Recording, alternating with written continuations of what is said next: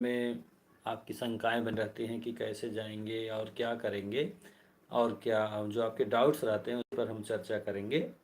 तो किसी भी एग्ज़ाम को देने जाने से पहले आपके मन में अनेक प्रकार की चिंताएं बनी रहती हैं कि क्या लेकर जाएं, क्या लेकर न जाएं। तो सबसे पहले आप जो है एडमिट कार्ड पर देखेंगे कि उसमें जो टर्म एंड कंडीशन दिया रहता है, गाइडलाइन जो दिया रहता है, जनरल इंस्ट्रक्शंस जो दिए रहते हैं, उसको हमें पढ़ना है। किसी किसी एग्ज़ाम में फ़ोटो भी लेकर जाना होता है, किसी एग्ज़ाम में जो है आपको बहुत सी वस्तुएं जो हैं बेल्ट इत्यादि भी नहीं पहन कर जाने होते हैं। तो आप जो है जिस तरह का एग्ज़ाम देने जा रहे हैं, जैसे मान लीजिए आप 10th और 12th का एग्ज़ाम देने जा रहे हैं, बोर्ड का एग्ज़ाम देने जा रहे हैं, तो आप सर्वप्रथम ये करें कि आप अपना एडमिट कार्ड जो है प्रिंट करा करके रख लें, उसको जो है लेमिनेटेड करा लें। अब उसमें जिस डेट पर आपका एग्ज़ाम है उस डेट पर आप जाने के लिए मेंटली प्रिपेयर हो जाएं, आपके सब्जेक्ट का एकदम जो है अच्छे से तैयारी हो जाए।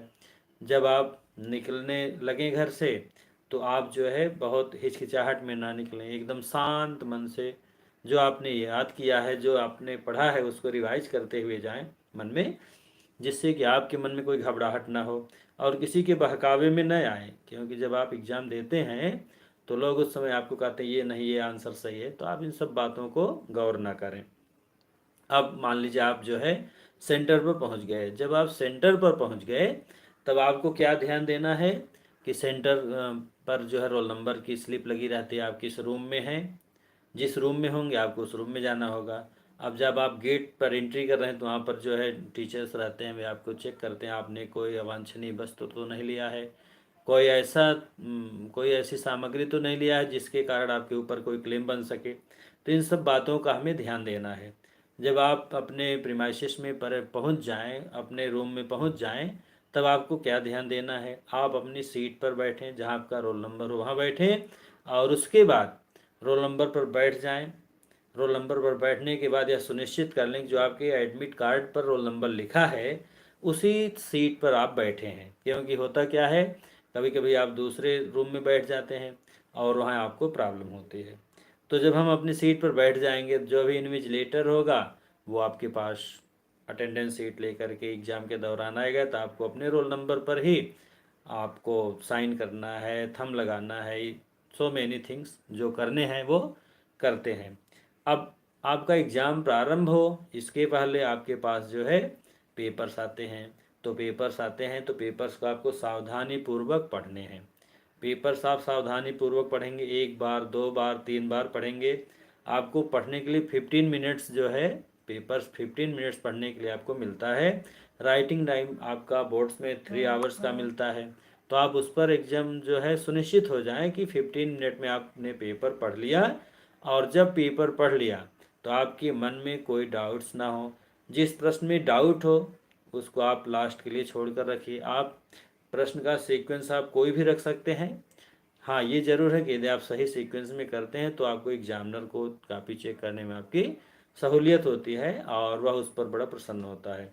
लेकिन ऐसा नहीं है, यदि आप मान लीजिए कोई प्रश्न पहला लास्ट में लिखें वो तब भी चेक होता है, तो आप इस पर कोई चिंता ना करें। अब हम आते हैं प्रश्न पत्र के जो है जनरल इंस्ट्रक्शंस पर। सभी पेपर्स में जनरल इंस्ट्रक्शंस दिए रहते हैं, उसमें आपको पढ़ना रहता है। Read the following instructions carefully and follow. ये बाइलिंगुअल में रहता है, हिंदी और अंग्रेजी दोनों में रहता है। तो आप जिसमें भी कंफर्टेबल हो उसमें आप जो है पढ़ सकते हैं, समझ सकते हैं और अपना पेपर जो है कर सकते हैं। तो प्रश्न पत्र आपका जैसे जो भी सब्जेक्ट होगा उसका एक निश्चित कोड होता है, प्रश्न पत्र कोड रहता है। तो जो प्रश्न पत्र कोड है यह आपको आंसर शीट में लिखना होता है। और इतना ही नहीं, प्रश्न पत्र का जो सेट है 1 2 3 4 यह भी आपको लिखना होता है। तो इसको भी आप जो है अच्छे से समझ लें, देख लें। और यहाँ तक कि प्रश्न पत्र की सीरीज भी होती है, वह सीरीज भी आप देख लें।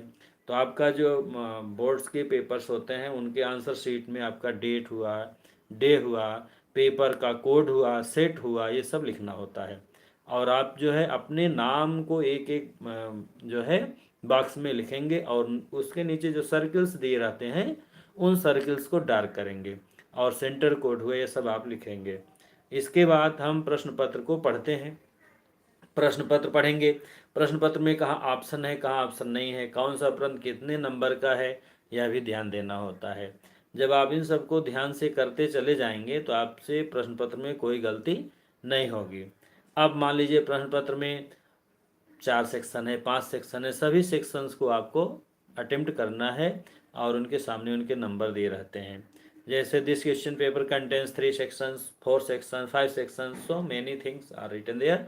ये सारी बातें वहाँ लिखी रहती हैं, तो आपको ध्यान से पढ़ना है प्रश्न पत्र को और ध्यान से अटेम्प्ट करना है, कोई त्रुटि ना हो। और प्रश्न पत्र जहाँ ना समझ में आ रहा हो आप उसको जो है बार बार समझने का प्रयास करेंगे। आप जो है वहाँ पर जो इन्विजिलेटर्स लगे रहते हैं उनसे पूछ सकते हैं कि सर इस प्रश्न में जो है समझ में नहीं आ रहा, क्या है, मिसप्रिंट है या कुछ है। और पेपर यदि मान लीजिए ब्लैंक है, कोई पेज प्रिंट नहीं है, तो आप जो है सर्वप्रथम जैसे ही आप पेपर ओपन करें तुरंत इन्विजिलेटर्स को सूचित कर दें, बता दें, जिससे कि आपका पेपर जो है चेंज हो सके और आपको नया पेपर मिल सके। तो यह आपको ध्यान देना है। और इतना ही नहीं, आप जब पेपर लिख लें आप पेपर को 2 बार 3 बार पढ़ें कि हमसे कहीं कोई त्रुटि तो नहीं हुई, कोई लाइन छूटी तो नहीं है।